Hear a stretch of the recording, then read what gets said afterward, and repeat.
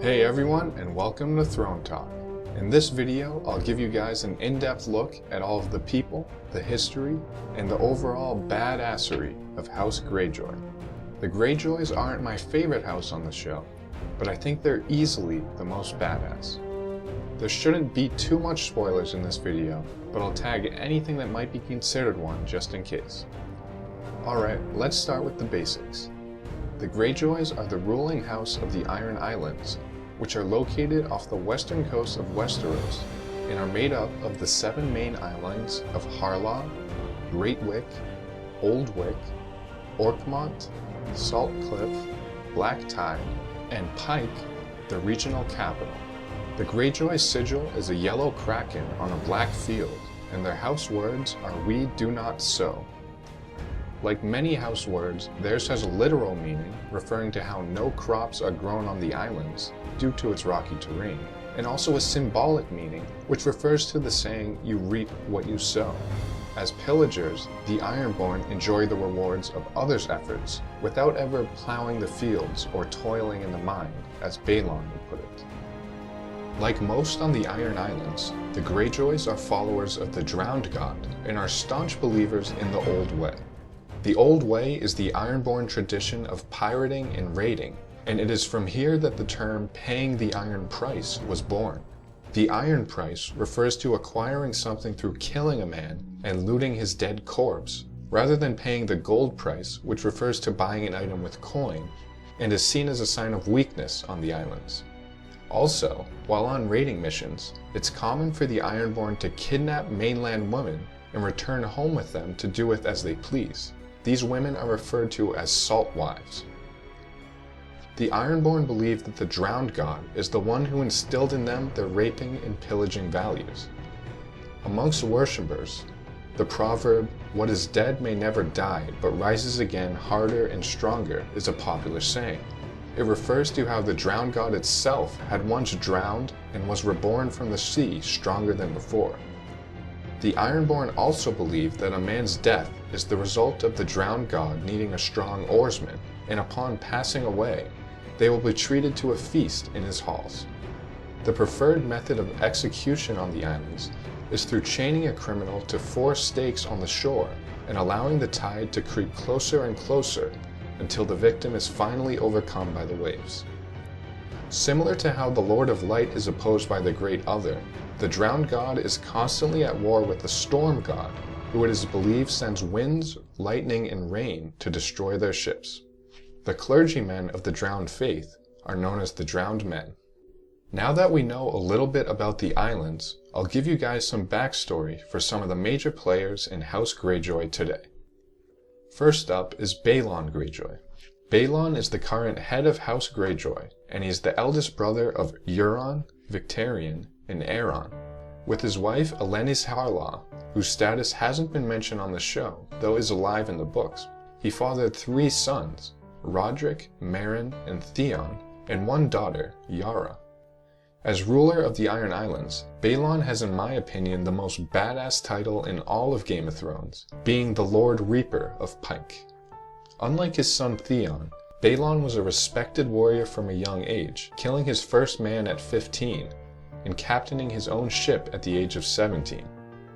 He was named king after his father Quaelon died at sea returning home from a raiding trip. Euron is the eldest of Balon's brothers, and he is known for his confidence, cunning, and most of all, his ruthlessness. He's often called the Crow's Eye, as he wears a black eye patch over his left eye, seemingly due to it being disfigured, though no one knows for sure. He is the captain of the Silence, a longship whose crew is made entirely of men whose tongues have personally been ripped out by Euron. 2 years before the breakout of the War of 5 Kings, he was exiled from the Iron Islands by Balon for impregnating one of Victarion's salt wives. Victarion is the next eldest Greyjoy brother, and he is the Lord Captain of the Iron Fleet, which is made up of 100 warships, each 3 times the size of normal longships. He personally captains the Greyjoy flagship, the Iron Victory. He's described as a powerful man and a fierce warrior, though not the brightest in mind. In combat, he dons a helmet in the shape of a kraken, wears full plate armor, and wields a large battle axe. While loyal to his brother Balon, he wanted nothing less than Euron's death after what he had done. Aeron, or Damphair, was once the most notorious drunk on the Iron Islands, but after a near-death experience at sea, he dedicated his life to serving the drowned god and became a priest. Following his transformation, he stopped cutting his hair and began sporting a long beard and hair down to his waist. He lines his hair with seaweed, which led to the nickname the Damphair.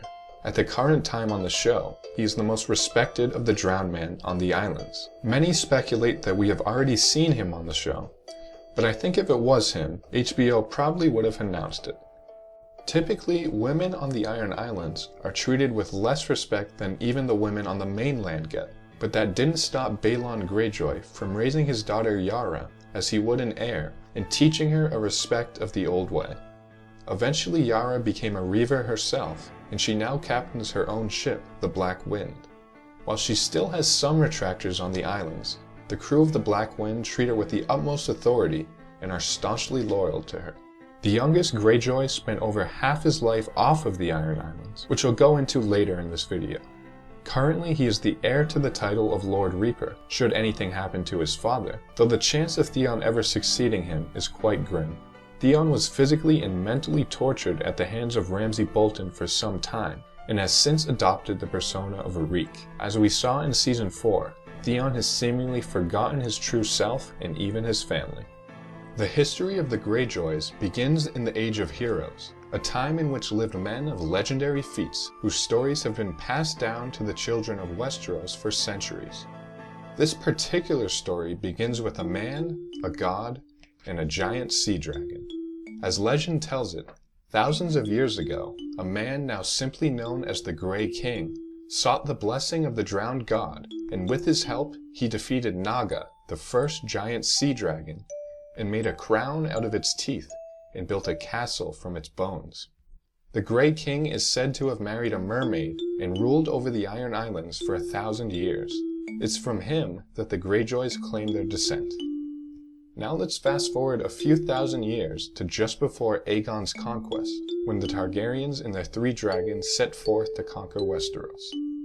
At this time, the Iron Islands were being ruled by Haren the Black, who was known not only for his legendary cruelty, but also for constructing Harrenhal, the largest castle ever built in Westeros. During his reign, the Ironborn ruled over not just the islands, but also the entirety of the Riverlands and a few settlements along the west coast. On the very same day that Haren and his family moved into their new castle, the Targaryens and their dragons landed on the shores of Westeros. Not soon after, Aegon Targaryen himself, and his dragon Balerion the Black Dread, arrived at Harrenhal and demanded the Ironborn king to bend the knee. Haren refused his offer, and instead decided to enjoy a feast with his family inside the castle walls, which he believed to be impregnable. Haren soon discovered just how wrong he was, as he and his family were burned alive by the dragon's flames, and Harrenhal, which took over 40 years to construct, was left in the ruin that we see on the show today. In the aftermath of Haren's death, the Ironborn fled the mainland, while the Riverlands were awarded to the Tullys, after they rebelled against King Haren and joined the Targaryens. When they arrived back on the islands, the Ironborn elected Vickon Greyjoy as their leader, and after bending the knee to Aegon, he was made Lord of the Iron Islands. Getting to the more recent history, we move to around 300 years after Haren was defeated by Aegon, and 15 years before the start of the show. At this time, Robert's rebellion was taking place, and the Targaryen dynasty was finally put to an end at the hands of Robert Baratheon and Ned Stark. During the entire year that the rebellion lasted, the Greyjoys were absent from every single battle, but this wasn't to last. 6 years later, Balon Greyjoy, believing there to be discord amongst Robert and his new vassals, donned the ancient crown of salt and rock. He declared himself King of the Iron Islands and announced his intention of seeking Ironborn independence and a return to the old way for his people.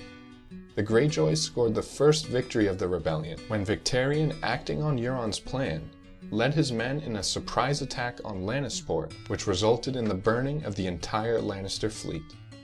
In Season 1 of the show, Tyrion recalls watching this event unfold and how it was all downhill from there for the Greyjoys. After this victory, Balon ordered his eldest son Roderick to command a force to capture Seagard, the nearest major castle. The force was quickly repelled and Roderick died in the fighting.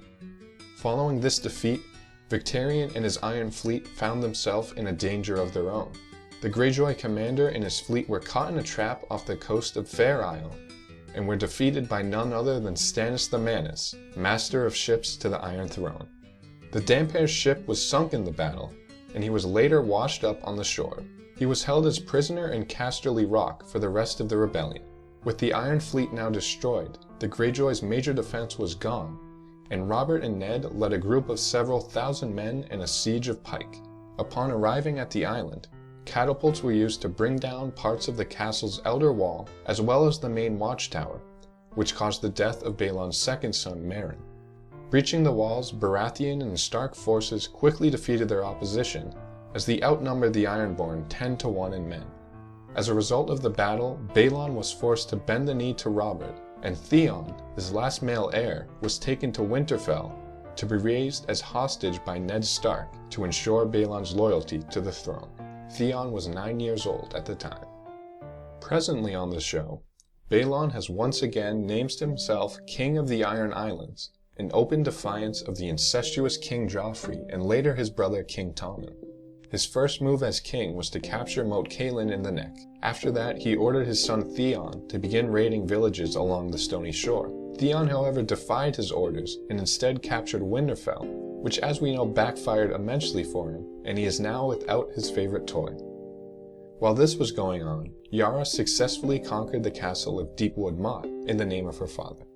The last we saw of the Greyjoys was Theon tricking the Ironborn to surrender Moat Cailin to the Boltons, after which his countrymen were flayed alive. To end here, I'm just going to comment a little bit on how I think the show will differ from the books moving forward, so it could be a little spoilery. I think because Balon was named as a usurper when Stannis threw a leech into the flames, he will meet his demise at some point on the show, but I think the events leading up to it and after it will be changed significantly from the books.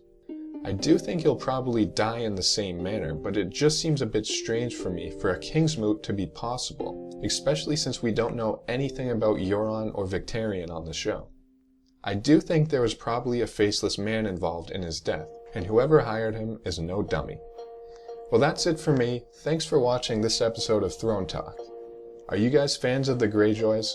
Where do you think their story will end up on the show? Let me know in the comments. And make sure to leave suggestions for future videos and hit subscribe for more Throne Talk.